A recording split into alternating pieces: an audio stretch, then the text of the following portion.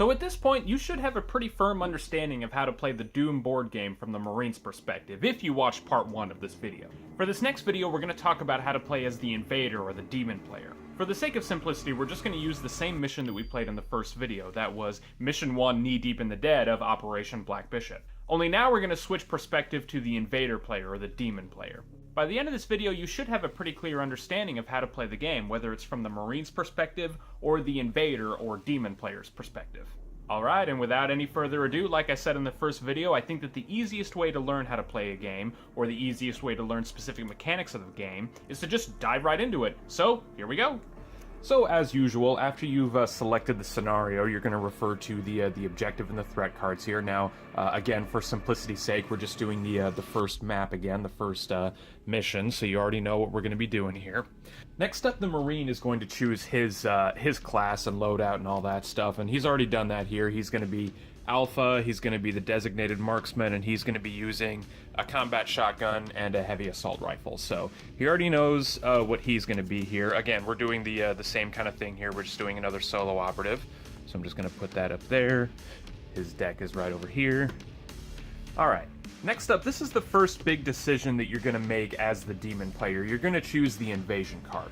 Now, each scenario actually has a suggested Invader card. Rather than select your card with the method you're about to be shown here, you would just use that suggested card.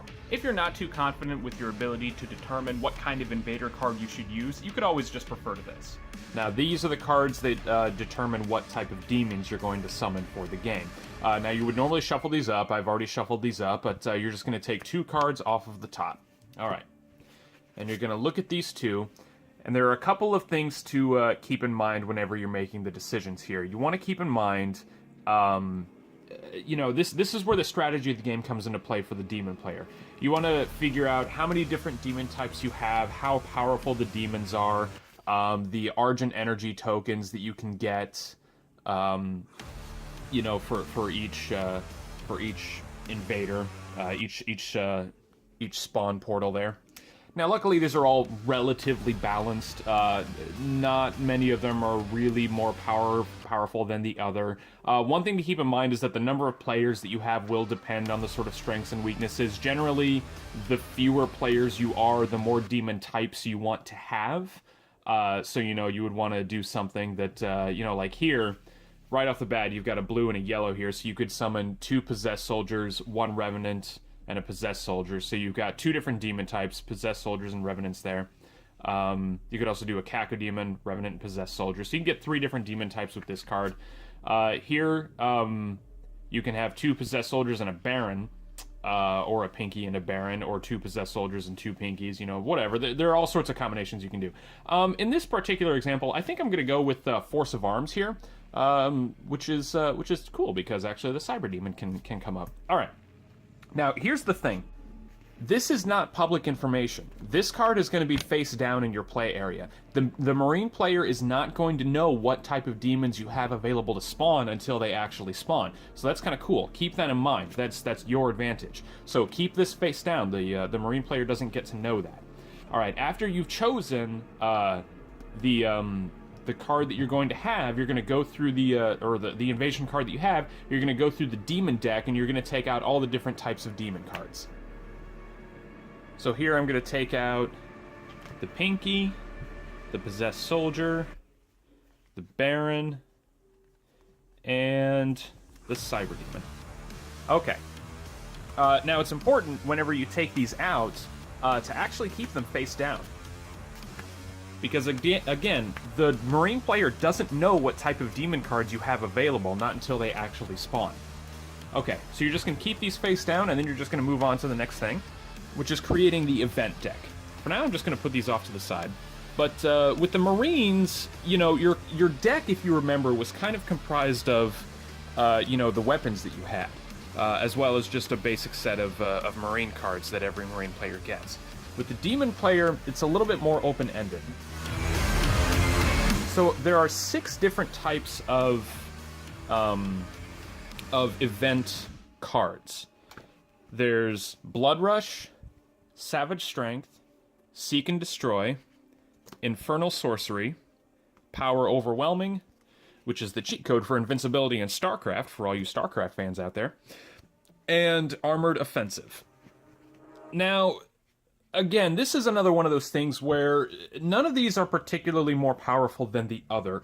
It just kind of depends on your overall preference. However, one thing that does matter is the number of players that are in the game. Again, we're doing the solo operative.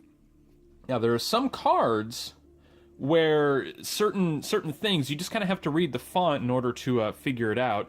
There are some cards where you'll affect other Marines on the map other than the one Marine that you're attacking here. Oh, I gotta find one here. Oh, this one here. Okay, so like this Onslaught card here. Play this card after a demon performs an attack during its activation. That demon may perform one additional attack targeting another Marine. Now, this card is worthless in a solo operative game. It's just literally pointless. So, keep that in mind when you're looking at it. This is another one, too. So, play this card after a demon performs an attack targeting a non-adjacent figure. Roll 1 red die. Each figure adjacent to the defender rolls 1 damage for each damage rolled. Again, this is another card that is dependent on, having multiple Marines next to each other. You attack one, and then, a Marine adjacent to him takes some damage. So that's also worthless. So this power overwhelming right off the bat is not that helpful. However, these hellish power cards are really, really nice. For one thing, they have just decent defense. Having 2 shields as defense is nice. But play this card before rolling any dice. Attacking a Marine who's targeted suffer the least amount of damage, add 1 black die. Well, because there's only 1 Marine, you're going to be able to always play this card. You can just always play this card to add a black die. So some of these are kind of nice. Some of these are kind of nice. Some of these are kind of worthless. So, you just want to keep that in mind. Oh, here's another one, too. So this Iron Skin card, it only affects large demons. Now, sometimes your invasion card or whatever here, sometimes you might not actually have large demons. You might just have, armies of, imps, possessed soldiers, cacodemons, pinkies, and revenants. So you might not necessarily have large figures. So we do actually have large figures here, so that card's not worthless, but, just keep that in mind. Meanwhile, there are a lot of other cards, too, where they're not necessarily all about damage. They're about messing with, like, the initiative deck and that kind of thing. Like this one here. You just got to read the text on all these. This is kind of why you need to kind of learn the basic mechanics of the game before you start playing as the demon player. Because if you just start reading these off the bat, you're going to be like, I don't know what any of these do. But if you have a basic understanding of all the mechanics, you can kind of figure it out. So each scenario also has a suggested combination of event cards. If you're playing in a game where you're facing off against 2 or more of the Marine players, it's probably safe to use that suggested list. But if you're playing against a solo operative, you really need to weigh the pros and cons of each set. Either way, it's totally up to you. I think I'm going to hold off on this Blood Rush deck. Oh, by the way, so the point of where I was coming from with all this was that you choose any 3 combination of cards here. You can choose, any 3 of them, and then you shuffle them together, and that's your event deck. That's what you're going to use to defend. That's what you're going to use to put cards into your hand. That's what you're going to use to do special things. Let's see here. This Infernal Sorcery one is neat, but it's not great when it comes to just doing straight up damage, so I'll put that one off. I'll also decide against Blood Rush. I really, really like Ferocity here. So this card in particular, this Execution card, this is very, very nice against the solo operative. Play this card when a demon moves into a space occupied by a Marine who has suffered 8 or more damage. That Marine is immediately fragged. Well, that's really nice because the Marine is already really hard to kill. He's got 15 health, remember? So if he just takes 8 damage, you can immediately just move into a space and kill him. So if you get this card into your hand, you've got a really nice advantage against the solo operative. So I'm going to go ahead and put that card into my event deck. Let's see here. This Seek and Destroy card is pretty good.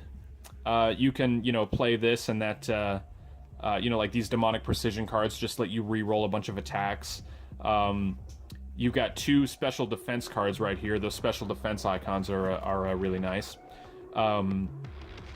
This one can stun the player and all that, which is nice. So let's go ahead and put that one in our deck as well. And then at this point, it's just kind of whatever we want to do over here. This one is decent for defense, but it's just kind of up to you as to whether or not you want to have, 3 cards where you can just add black dice, which are nice because black dice are always good for offense. or you can just do these unbreakable cards. Tell you what, let's go ahead and focus a little bit more on defense. So let's do this armored offensive deck here. So once you have your event deck, which is consisted of armored offensive, seek and destroy, and savage strength here, you're going to shuffle these cards. All right, and then after that, you're pretty much good to go for the game. Now, this is where I admittedly kind of failed to talk about this in the previous video, but this is where phases come into effect. Basically, each round is made up of two different phases. There's the activation phase, there's the status phase, where everything kind of gets prepared and all that, and then there's the actual activation phase. The status phase is like the setup. It's when the demon player summons demons, for most scenarios, builds up his hand, gains Argent energy tokens, and builds the initiative deck. The activation phase is the actual gameplay. That's when players draw their initiative cards and actually activate their figures. Alright, so the most helpful thing is to just look at the threat card here and just kind of determine, you know, what you're going to do in what order. But conveniently, if you look at the back of the rules reference here, it gives you a layout of the round overview. So again, like, you're going to start with the status phase, and it just gives you, you know, each thing in order. So you're going to prepare the initiative deck. Well, right now there are no demons on the board yet. So technically speaking, the initiative deck is only made up of the two Marine cards that are in play right now. So we'll just, doesn't matter, this shuffled, whatever. All right, so we're just going to put that to the side there. I think that'll be a good spot for that. Okay. You're going to ready demons. At that, that means that you're going to spawn demons, and that is when you're going to refer to this card right here. Okay. The Invader summons from each face-up portal token. So just spawn from these portal tokens right here. Again, you're going to refer to this card whenever you're going to determine what cards you're going to get. So I think here I'm going to get 2 possessed soldiers right there. Another thing to keep in mind is where you place your demons can kind of matter. The possessed soldiers have decent range, but you also tend to want to keep your distance from the Marine player a little bit, because the Marine player is very powerful. So you can place them on or adjacent on the portal token, or adjacent to any square from it. So I'll just go ahead and put them. Tell you what, let's put them right there. Okay. Once you spawn them, you're going to flip it. Well, actually, you're just going to remove it. Unless the text on the threat card indicates otherwise, you're just going to remove the threat token. So you've got 2 possessed soldiers, and then for the yellow one, you can get either 2 pinkies or a Baron of Hell. Let's get a Baron in the mix, because why not? Barons are really nice. Okay. Again, you can place it on or adjacent to any square on that yellow token there. Now this is where we get into kind of weird stuff, because the Baron has weird base. We'll get into how he moves when he activates, but for now, let's just set him up in such a way that makes it easy for him to get around.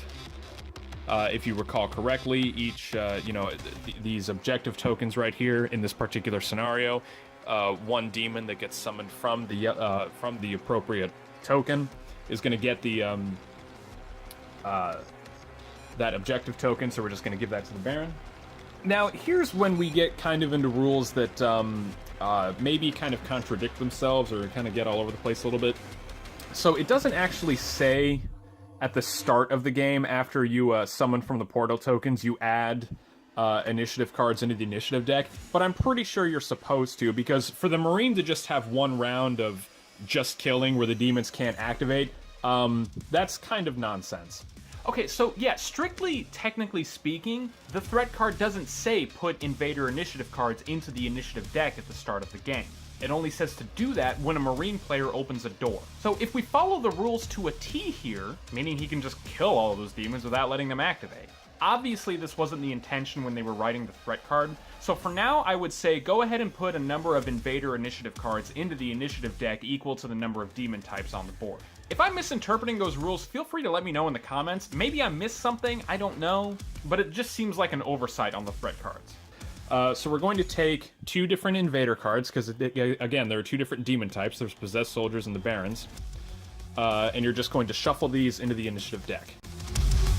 Oh, and then whenever you summon from the threat card here, you're going to turn face up the appropriate card. Now, whenever you do it, make sure that you're careful not to reveal what cards you have, because, you know, again, you don't want the Marine player to know what type of demons you can summon until it's too late.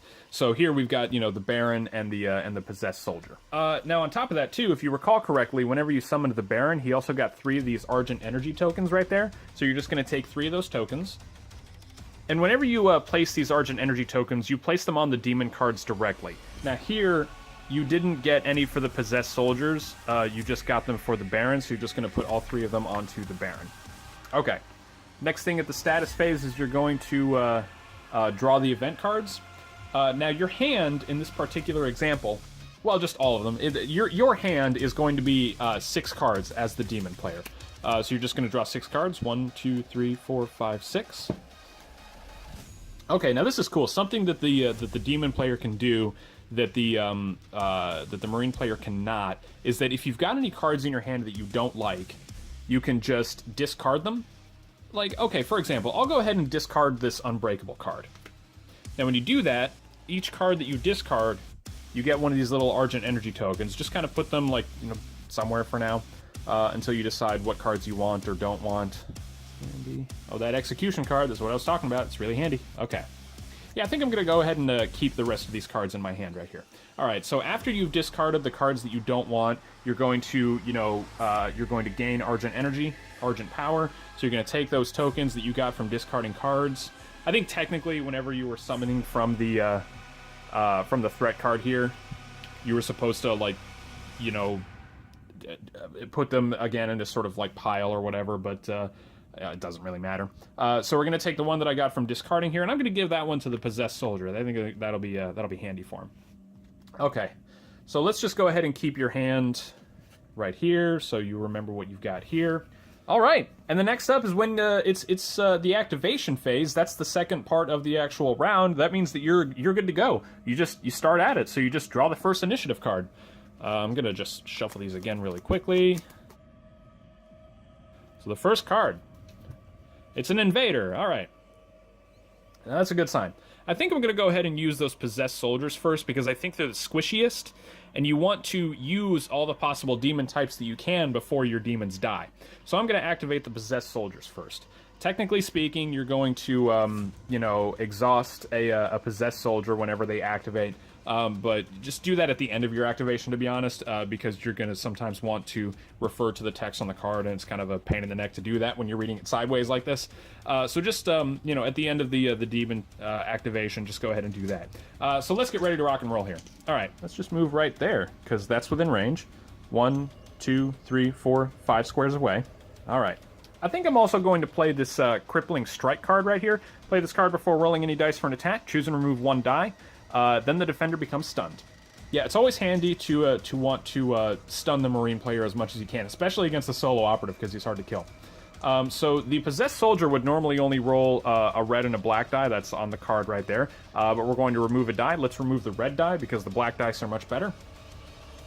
2. Another thing, too, is that you also got a Muscle Memory card as the Possessed Soldier right here. While attacking, you may re-roll 1 die. Now, that's an average figure for the die. I don't really want to roll lower. I don't really roll a 1. I can, in theory, roll a 3. Yeah, 3, but I don't want to risk it, so I'll just stick with that 2. All right, the Marine is going to draw his card normally to defend. He draws 2 shields. Well, he doesn't take any damage. Oh, well, because, again, you know, 2 dice, 2 shields, so no damage. But here's the important thing. The Marine is now stunned. It's always handy if a Marine player is stunned to just take the stunned card like this and just kind of put it in the discard pile. That's the easiest way to just remember the next time that you're attacking, you know, or the next time that you're defending, you just don't draw a card because it's right there in your discard pile. Okay, so he moved 1 square. He's going to get into cover, so he's going to go 1, or he already moved 1, so he's going to go 2, 3, 4, because his speed is 4. Alright, he's going to go 1 and do a similar kind of thing. By the way, yeah, in case that wasn't clear, whenever a demon activates, you activate all figures of the same demon type on the board. That's another thing to keep in mind if you have weaker demons like imps or Possessed Soldiers. If you have a lot of them, make the most of them while you still have a lot of them. More attacks equals more damage. I mean, obviously gauge the situation. If you have a Baron of Hell, for example, adjacent to a Marine right at the start of the round, then activate that Baron first. Get the most out of it. It's just another aspect of the strategy of the game. It's something the Marines don't have to worry or think about, which just really hits home the idea that the most experienced players should usually be the demons. Now I'm going to play this Demonic Strength card. Play this card before rolling any dice attacking a Marine who does not have cover. Again, we established in the first game, in the first video, that if you take a corner of your square and you draw an imaginary line to all four corners of the defending square, none of those corners get intersected by solid red or solid black lines. The dotted red lines block movement if you don't have flight, but they don't block line of sight. By the way, that's one thing I didn't make super clear in the first video, the whole line of sight / cover thing. Luckily, there is a page in the rules reference that makes those rules a lot clearer to understand, but it's a lot better to actually know the mechanics of the game before you start looking at that.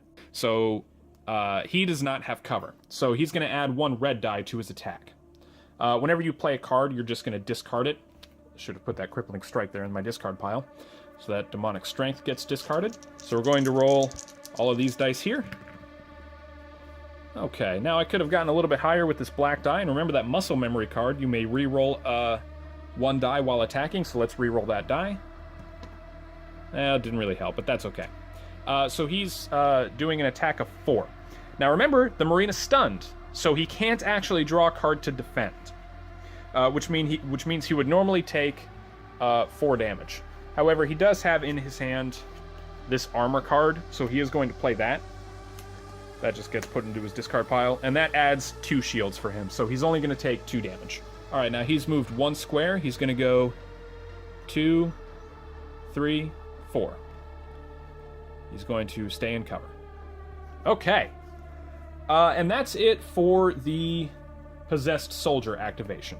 So next up, we're going to draw the next card in the initiative deck. It's probably going to be the Marine. Oh, wow, it's not. It's actually the Baron. Okay. Oh, remember, tap, Magic the Gathering. I don't play Magic, but it's just easy to say tap. Anyway, so that card gets exhausted. Next up, we're going to use the Baron. All right. Now, he's got a speed of 5. He wants to move close to the Marine. He's going to go 1, 2... The other thing, too, is that when it gets into... This is what I was talking about with weird movement. Rotating the Baron 90 degrees counts as a movement point. So if he was here at the start of the activation, he can go 1. Now, he's 1 square closer to what he was to where he was, like, wanting to go. So it's not a wasted thing. It doesn't matter what direction he's facing. It's just, you know, there's no direction or anything like that in this game, so don't worry about that. So we can go 1, 2... And let's go ahead and use one of his Argent tokens right here, this Grand Fireball. Once during your activation, perform an attack with 6 range and 4 red dice.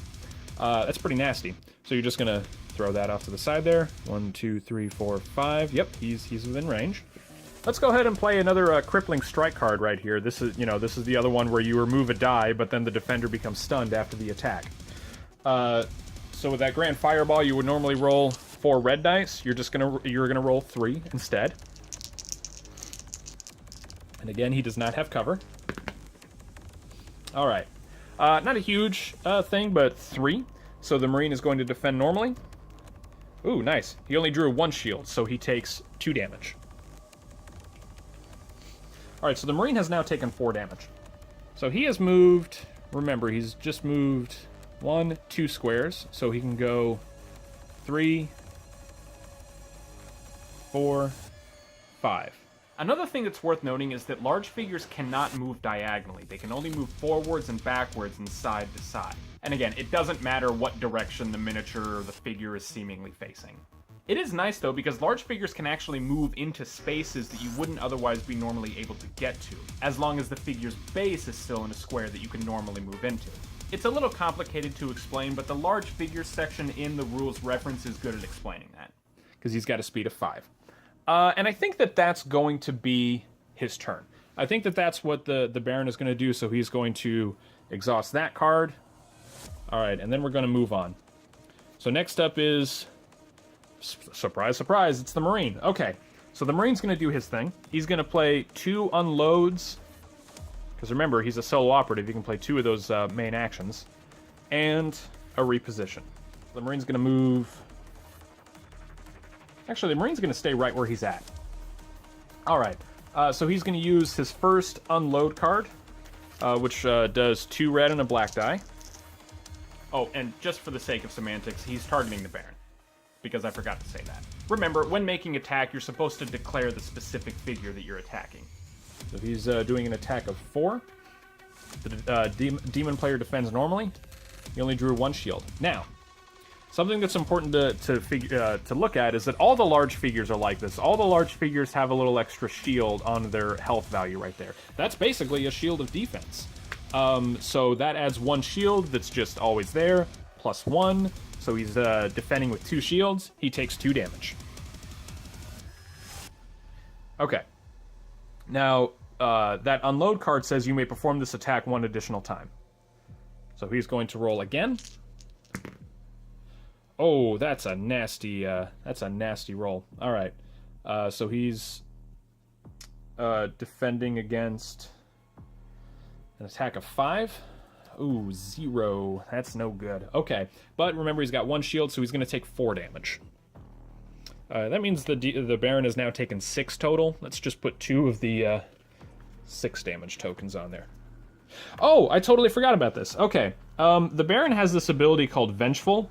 After an attack is performed targeting you, gain 2 movement points. So basically, after that first attack, he can move 2 squares. So he's going to go 1, 2. Just kind of gets him a little bit closer. And then after that attack that he just suffered 2, he gains 2 more movement points. So he's just going to go 3. Get right up in his face. All right. That's it for 1 unload card. Well, he's got another unload card right here. So he's going to do that again. So 4. That's better. So 2 shields plus 1. That's only 1 damage. All right, and then the Marine's going to fire off 1 more time. Oh, very nasty. 6, 2, and 3. So 3 shields, takes 3 damage. All right. Now here's the unfortunate thing. The Baron has now taken 10 damage total. Now the Marine is out of attacks, but remember he played reposition, so he's got 3 speed. He's going to move into the Baron's square. That costs an extra point of movement, as you recall correctly, so he's going to go in for a glory kill. He's going to go 1, 2. Bam. Okay, but wait. I totally forgot this. Sorry, it's hard to remember the mechanics for everything when you're playing both roles. Remember, per the objective card, the figure with the objective token can't actually be glory killed. So the Marine player should totally not have been able to do that. Now, it doesn't really matter a whole bunch because the Marine is just going to activate again in a second here, because the next initiative card is obviously his. And he would probably kill the Baron without any real problem. But it's just worth noting, always look at the threat cards and the objective cards, because sometimes there are rules that might help better balance the game. Alright, now another thing that the rules, this card fails to mention, is that whenever the demon... Oh, that's not the right card, hold on, sorry. This right here, the objective card. Alright, when a figure with an objective token is fragged, place the token in its space. A Marine may gain that token by moving into that space. Well, large figures, they don't take up 1 space, they take up multiple spaces. And it doesn't say who, it doesn't say if the Marine player decides or the Demon player decides, but we're going to say the Demon player can decide it. The Demon player is going to put it right there. It just kind of makes it a little bit, you know, more out of the way for the Marine player to reach it. Just makes it a little bit tougher for him. So the Marine player has moved 1, 2, and he's going to go 3, collect the objective token. He is 1/3 of the way through the game. See, this is something that I do feel like is kind of a problem with the Doom board game, is that the solo operative is really, really overpowered. I mean, right off the bat, just... Oh, and also, when he glory killed, he recovered 2 damage, and he draws a glory kill card. But yeah, the Marine player, I feel like the solo operative is oh man, just really, really overpowered. Really hard to kill. So I feel like that's something that we can address in maybe a future video talking about like variant rules or something like that. I was told by, I think it was Death Cricket, who's one of my regular viewers, that there's a variant rule of the game in which one player controls 4 Marines and just has a larger deck, basically. That might be an interesting variant rule to explore, but we'll save that for another video. Alright, so the Marine has used up all of his actions. He's going to draw cards to get his hand back up to the starting value, and that's the end of his activation. Next card is, well, sure enough, it's the Marine again. Alright, well, he's going to play Shotgun Maneuver. Oh, remember too. Once all the demons of a particular demon type is fragged, this card actually gets flipped face down, and any Argent Energy tokens that were on it get discarded. So that's it. All right. So again, the Marine is going to play Shotgun Maneuver here, which gives him a speed of 4. He's going to move 1, 2, 3, 4 squares. Now, he can attack either of these possessed soldiers.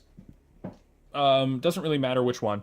Now, normally they would have cover, but the Marine is actually a designated marksman, which means his attacks ignore cover, which is rough. Alright.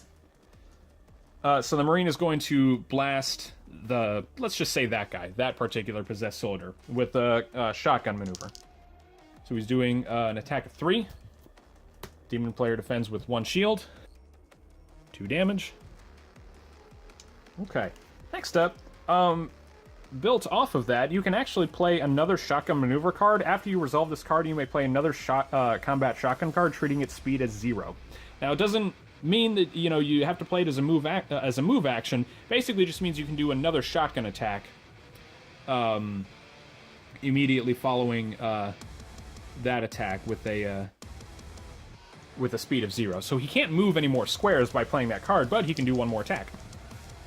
Oh, tell you what, sorry, ignore what I just did. Before he can do that, the possessed soldier has an ability here called Overwatch. After a Marine within 5 spaces performs an attack, if he is in your line of sight, perform an attack targeting him. Well, he is within line of sight, and he is within 5 squares, and he does have an Argent Energy token. So he's going to exhaust that token to attack the Marine player.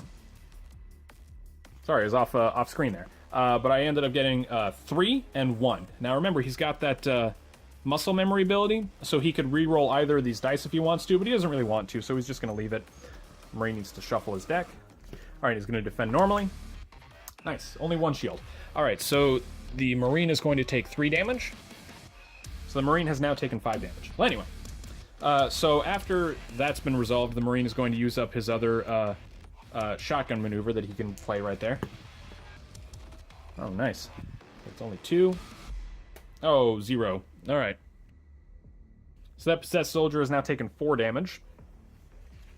Alright, now as his second main action, the Marine player is going to play another Shotgun Maneuver. He got all 3 Shotgun Maneuvers in his hand, which is pretty crazy.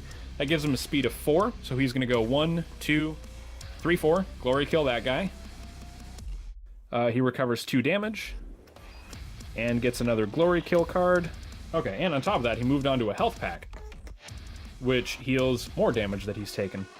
Man, this is what I was talking about. Like, it's just... This scenario is just brutal. It's brutal for the demon players. Alright. Let's say that the Marine player is going to... Well, let's resolve this round. This whole round here. So he's going to shoot that possessed soldier. Oh, no, that was not a great attack at all. So 1. Well, the demon player at least got a little bit lucky there. So you got 1 shield, so you take no damage there. Alright.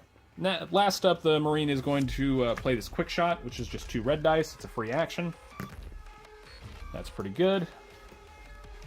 1 shield, so you take 2 damage. Alright. The Marine has now run out of cards, so he's just going to discard all of those cards.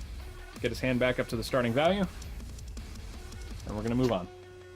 So, at the end of the activation phase, you're going to refer back to the start of the status phase. So you're going to prepare the initiative deck. Well, now there's only 1 demon type. So you're actually going to go to the initiative deck here. You're going to take one of the Invader cards out. And that's it. Not great for the demon player right now. Alright, you're going to ready demons. Well, you don't need to summon anything right now because of the way the rules are written. You're only going to summon from the from the portals as soon as a Marine opens a door. So you don't worry about that. You're going to draw the event cards. Now you still have 2 event cards in your hand, so you're going to draw 4 cards. Alright, let's just keep all those hands. And you know what, though? Upon reflection, that's pretty much it.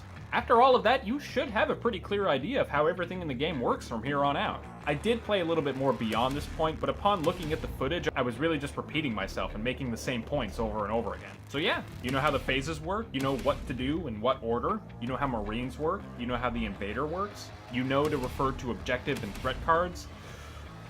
At this point, you're really good to go. So get going, slaughter some demons and frag some Marines because you know how to play the Doom board game now. If you have any questions, feel free to let me know in the comments below.